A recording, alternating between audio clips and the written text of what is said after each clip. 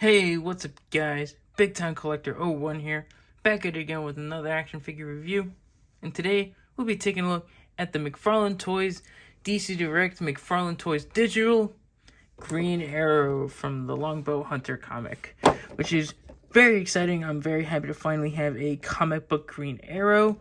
As you can see, it comes in that McFarlane style, digital box with all the blue. You get the Green Arrow logo down here, barcode at the bottom, not much more at the side. You get a QR code, you get a picture of Green Arrow right in the back, Green Arrow Longbow Hunter on the side, not much more at the top. So let's get to it and crack them open. And before we take a look at the figure, let's take a closer look at his accessories. He first comes with your McFarlane Toys digital base, then a trading card, has the same artwork as the back of the box, and a bio on the back. If you want to read it, pause it right now. He also comes with the digital code for the digital version of the figure. You just scratch this off, and that's cool, but I don't care for these. He first comes with his Longbow. As you can see, it's painted brown, and it's very nicely sculpted in detail, and it's very long.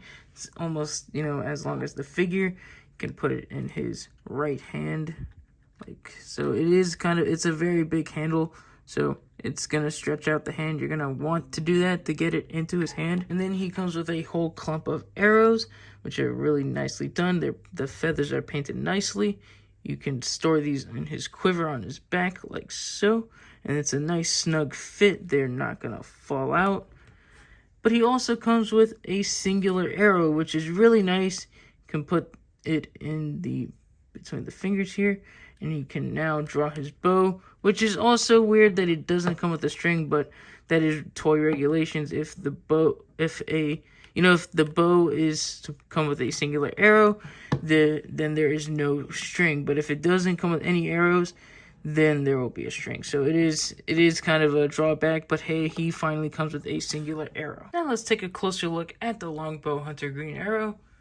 Starting off with the head, I think it looks great. It looks pretty cool. He's got the hood on, he's got the goatee and the mask. The hair in the inside is sculpted, but not all the way. If you pull it back, as you can see, he's got that, smooth top. And as you'll see, the hood will affect the head articulation. So there is a little irksome with the hood, but it is sculpted and painted nicely. Moving down to the rest of the body, it looks nice. Again, it is sculpted and painted very nicely. I do like it. I do believe, if I've heard correctly, that this does share parts with the Princess Bride Inigo Montoya figure. I am not sure. I don't have that figure for reference, but apparently the arms and then the legs are reused from that figure, but I'm not completely sure. But it does look nice nonetheless. Again, nice sculpting and paint work on it. I like all the texturing we get, the black wash we get on the green. It's very apparent on the boots. Really nice, painted and sculpted figure. As you can see, you get the brown on the quiver, and on the bell you get the big G for Green Arrow. It looks good. I do like it a lot. Now moving on to his articulation. Starting off with the head, as you saw in the last category, he won't have much head articulation due to the hood. You can turn it a little bit, push it from inside the hood. You can look up a little bit. You can look down a little bit. But, he's not going to get much head movement due to this hood. Shoulders move up that much. They move down. They rotate 360. Biceps swivel. Double jointed elbows. The wrists to rotate and hinge. This is all one piece. The torso, the torso and the tunic are all one piece. So you can't really get much crunch forward or back. You do get barely any tilt, but you do get some rotation. The legs kick forward that much. They kick back some. And you do get some thigh rotation, but it's barely any. Double jointed knees and ankles that move down, up. They do rotate and pivot and have toe articulation. Measuring out Green Arrow, he comes around 7 1/4 inches tall. And then here he is next to the only other McFarlane Green Arrow that we have. We have the Injustice Green Arrow. And as you can see, they look both very differently. And I'm very glad to have this new comic book one. But I'm not sure which one I like better. I still really like the Injustice 2 one, but we'll see which one goes up on display. And here's Green Arrow up on the rotating base. And I have to say this figure's pretty cool, but not my favorite. It would have been nice if the hood was a separate piece, or at least a wired hood like Ragman would have been nice. That way the head would have more articulation, and you'd have a full head of hair as well. But overall, it's a cool head sculpt.